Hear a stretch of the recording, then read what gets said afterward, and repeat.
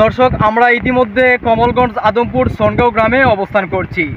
এখানকার যে পানির অবস্থা আমরা দেখতে পাচ্ছি, সকাল থেকে কিন্তু এই কমলগঞ্জে সর্বোচ্চ রেকর্ড কিন্তু আজকে টানা 5 ঘন্টা কিন্তু অজুর ধারা বৃষ্টিপাত হয়। সে কারণে এই গ্রামের কয়েকটি হাওর কিন্তু পানির কবলে পড়ে। একটু যদি দেখানোর চেষ্টা করি আপনাদেরকে যে এই পানির অবস্থানটা আসলে কীরকম চলছে, বুঝতে পারবেন কতটুকু পানির কবল কিন্তু এই গ্রামে প্রভাব ফেলছে।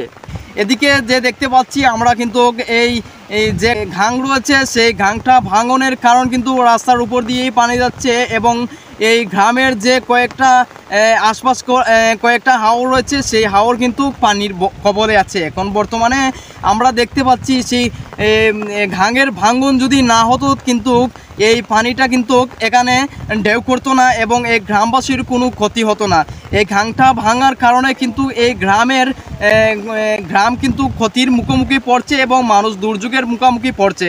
কারণ আজকে এই রাস্তা দিয়ে কোনো গাড়ি এবং কোনো মানুষ কিন্তু বের হতে পারছে না। আমরা দেখতে পাচ্ছি এখানে যদি আমরা একটু লক্ষ্য করি তাহলে দেখতে পারবো যে এখানকার যে পানির ভয়াবহ অবস্থা কিন্তু খুব একটা কিন্তু ভয়ানক অবস্থায় পানি যাচ্ছে।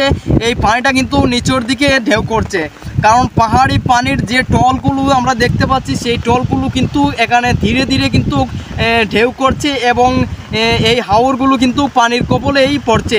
আমার মনে হয় পানির কবলেই পড়ে যাবে একটু পরও কিন্তু, কারণ যে পানির ভয়ানক অবস্থা আমি দেখতে পাচ্ছি এই সনগাঁও গ্রাম এবং নয়াপত্তনে যে পাহাড়ি পানির ঢেউ এবং টলে যেই অবস্থান করছে, আমি মনে করি যদি এদিকে এভাবে আরও যদি বৃষ্টি হতে থাকে তাহলে কিন্তু এই গ্রামের অবস্থা কিন্তু খুব একটা ভয়ানক হতে পারে।